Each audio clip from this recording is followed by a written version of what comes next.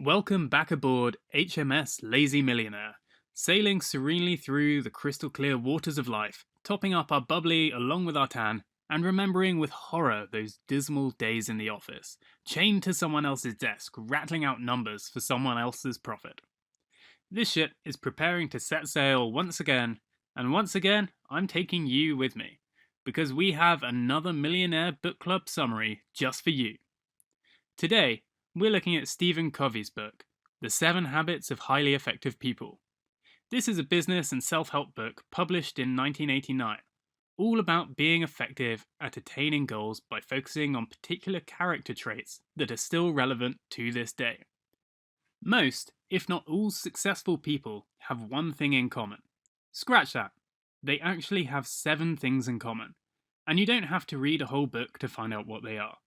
In the next few minutes, we'll cover all 7 habits of highly effective people. And if you watch to the end, I'll reveal which habit I think is the most important one based on my friends who've been successful.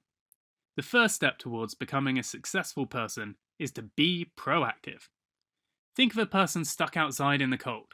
They complain about the cold. They cry about how cold it is. They wish they'd put on a coat instead of a cocktail dress. But they don't actually do anything to warm themselves up. Eventually, their fingers drop off and they become the headline in the next day's news. That person is reactive. They moan their head off but don't do anything. A proactive person, on the other hand, would look for ways to keep warm. They would build a fire, or run up and down, or they would keep walking to find help. Remember this: a reactive person waits for someone else to come up with a solution to their problem, but a proactive person looks for a solution themselves. So if you want to be successful, stop blaming other people or circumstances, and instead, be proactive. Begin with the end in mind. There might be many things you do just because they seem natural, or because everyone else is doing them. They just seem totally normal.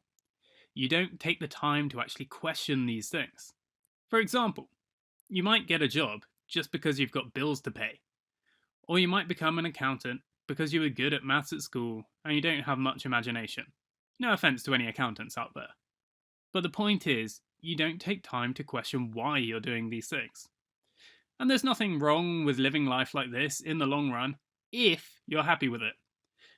But if you really want to become highly effective, you need to think of what your ultimate goals are. A highly effective person would work out what they really want and then look at the steps they need to take to get there. It's like using a sat-nav. Type in your destination and follow the route. Put first things first. We can sum this habit up really easily. It's called stop time wasting. When we have a goal in mind, it's amazing how often we will do anything else, literally anything else, to avoid it. I bet when you were at school and had hard work to do, you'd lay out all your pens, make a revision timetable, colour it in, chuck it in the bin, do another one, play on your Nintendo, open a book, draw a moustache on Queen Victoria. Anything, in fact, rather than just getting on with the work. And I bet you still log onto your computer sometimes, full of good intentions, and spend 2 hours watching clips of cats falling into swimming pools on YouTube. Effective people get rid of anything that's not important. You can go to the cinema another day. You don't need to check Twitter every 5 minutes. Get up and get going. Think win-win. For a win-win situation, you need to look for opportunities to help someone else. For example, the clownfish, the Finding Nemo guy. He's thinking win-win. There's lots of fish in the big wide ocean that would love to gobble up a tasty little Nemo. So he's looking for somewhere he can hide out and not get eaten. An anemone is the perfect home for him. He offers a deal. Hey, if you don't sting me, Mr. Anemone, I'll clean up all your tentacles, and you can even eat my poop for food. What an offer, right? Well, this is a great example of a win-win. So you should be more like Nemo. Try to see things from other people's perspectives and work out how you can get what you want by helping. Aim to understand, then to be understood. This sounds a little tricky, but it is in fact quite straightforward. You know how sometimes you might be listening to someone, and before they finish talking, you've got something you already decided you want to say. Well, basically, don't do this. Before you try to make your point, listen to what the other person has to say and try to really understand them rather than thinking, okay, I've got the gist of what you're saying now. Let's say you have developed an amazing new car. How do you sell it to people? Would you tell them how much work you'd put into it? How many meetings you had to sit through? All the really difficult engineering you had to get right so the car would even work? Would you tell them they should buy your car because you worked really hard and you're a really lovely person? If you did, then they might say, that sounds like a lot of hard work you put in. Well done, good for you, but I don't really want to buy your car.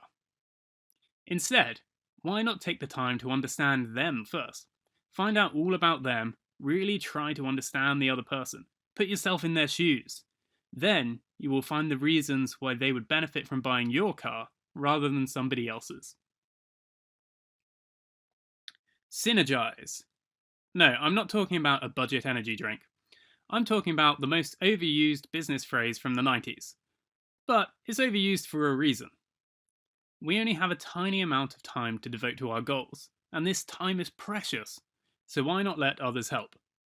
Find the people with the right experience to join you, and all of a sudden, you've got a team with years and years of experience. Look at Facebook or Google.